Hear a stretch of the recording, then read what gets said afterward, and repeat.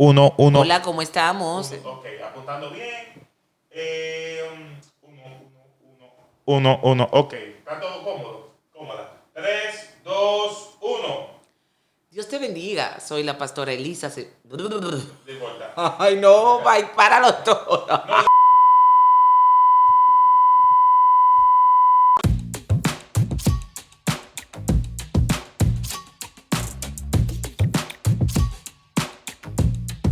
Dios te bendiga. Soy la pastora Elizabeth Silverio. En esta ocasión, vengo una vez más a hablarte a la luz de la Escritura.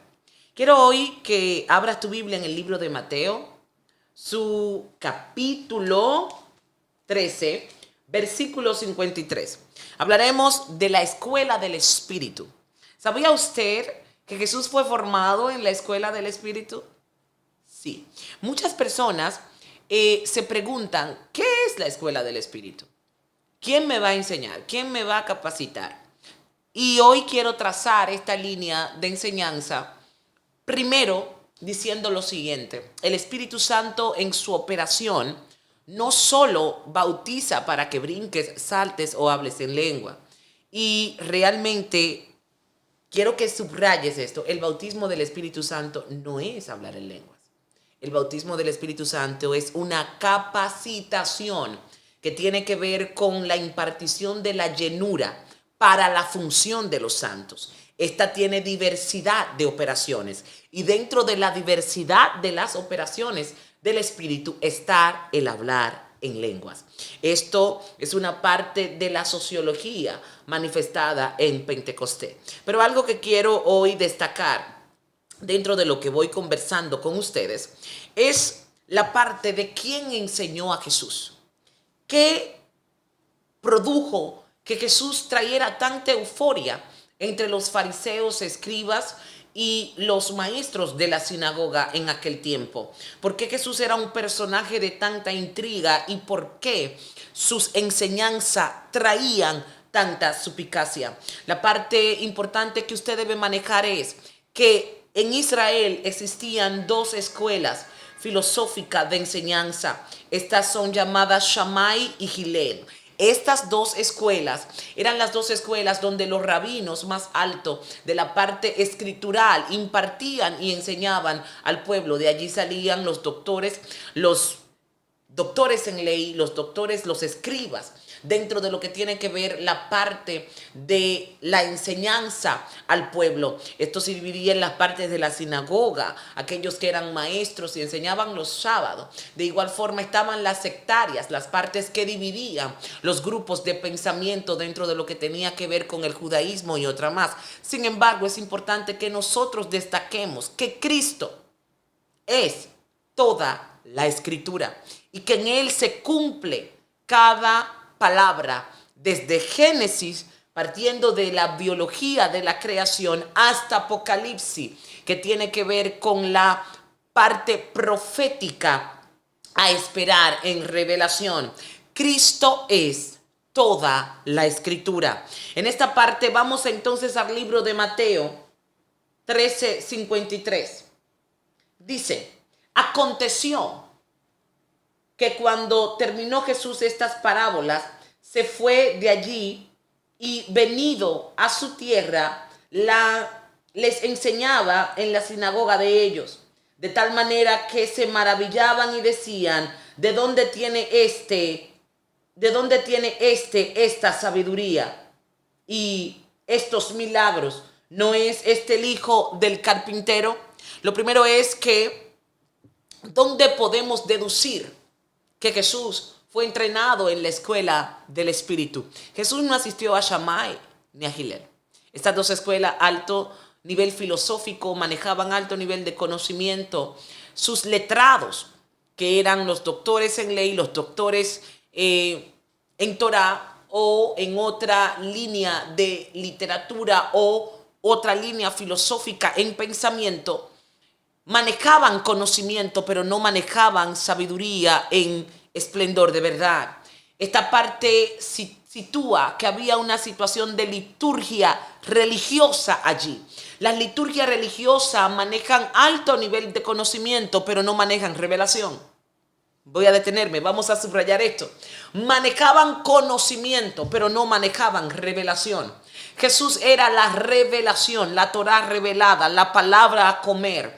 Él era la vid verdadera. Y entonces Él levanta esta incógnita en ellos. ¿Y quién es? Porque cuando abre el libro en la sinagoga, lo abre en el libro de Isaías, el profeta que había profetizado 400 años atrás su venida, su llegada, y quién Él era y cómo se manifestaría.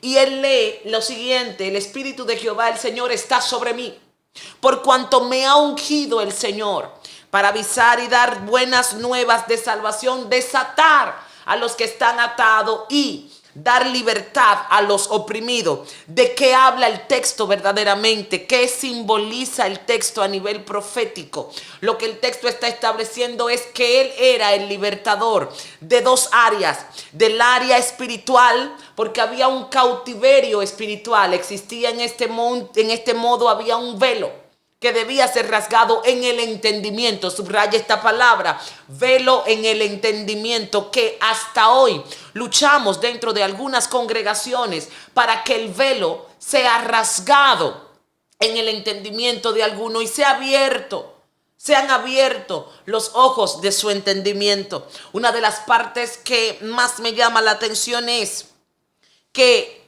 si hablamos de conocimiento, ambas escuelas manejaban niveles de conocimiento, pero ambos se situaban en lo que la religión hace: discutir por cosas profanas. ¿Como cuáles?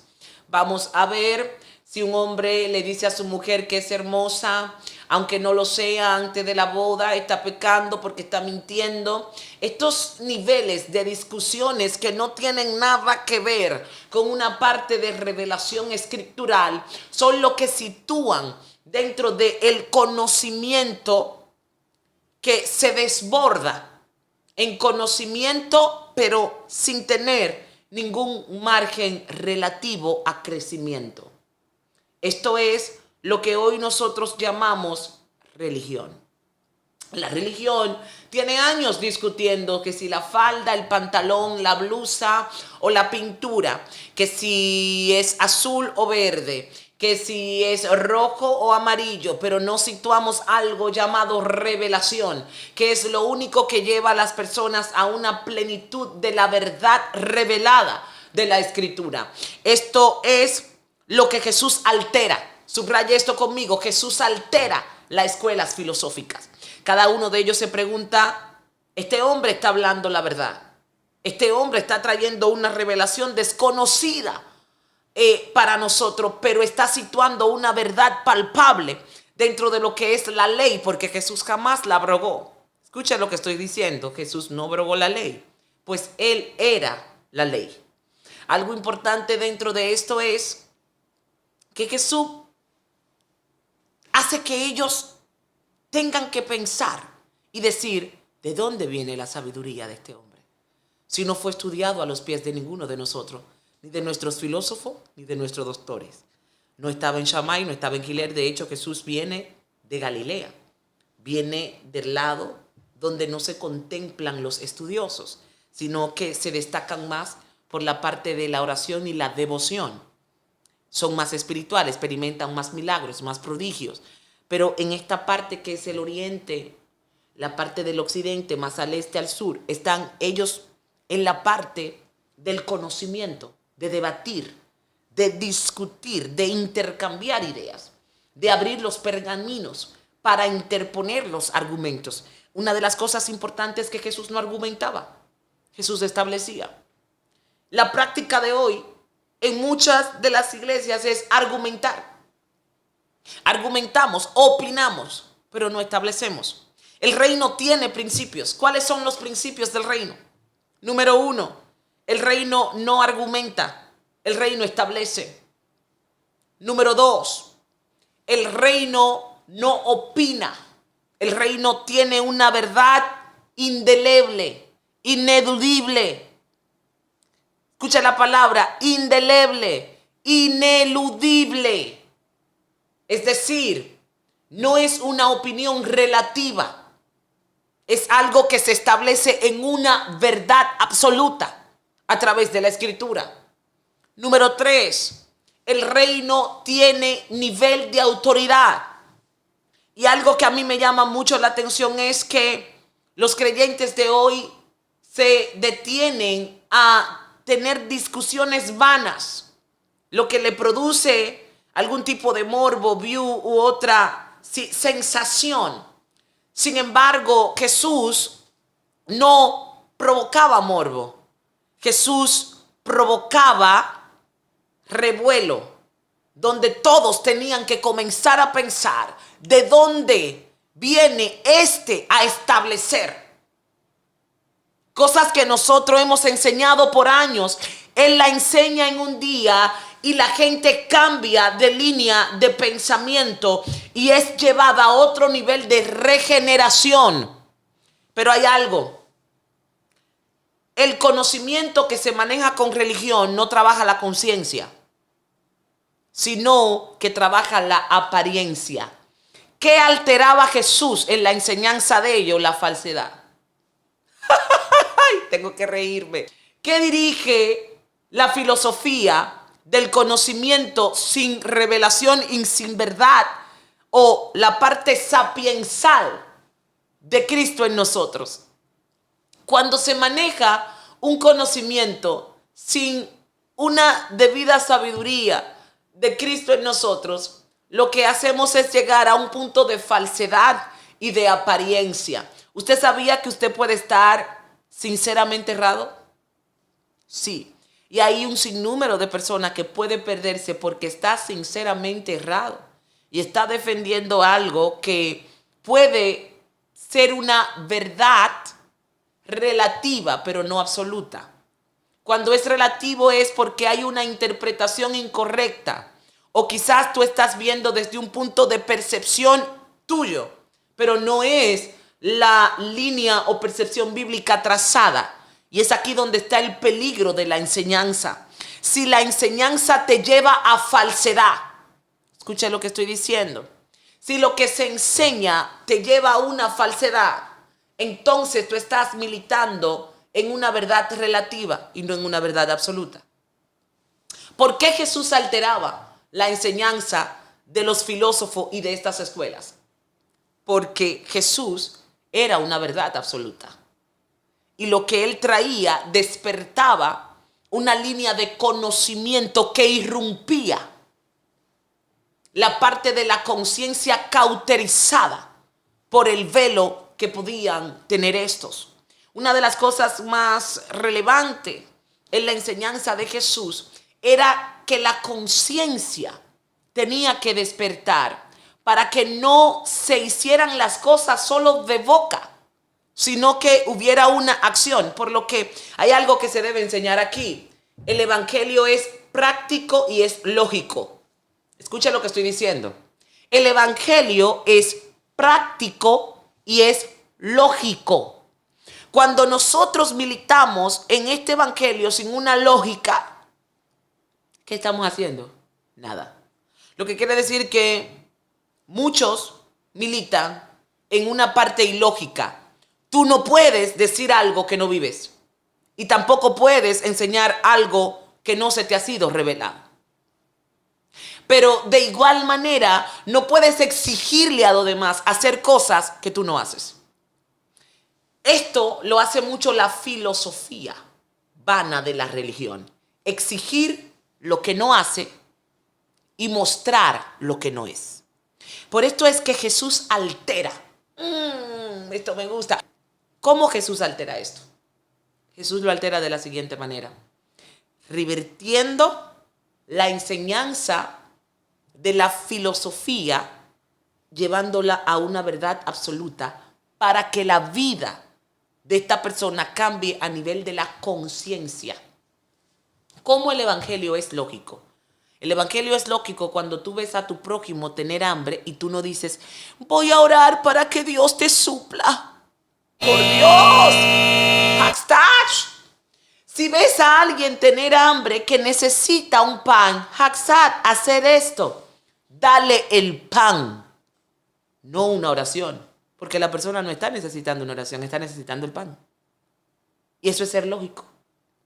Y lógico es comenzar a orar tú teniendo con qué darle el pan. De igual manera, es ilógico golpear a tu hermano por una acción cometida cuando tú cometes miles a diario y nadie te golpea.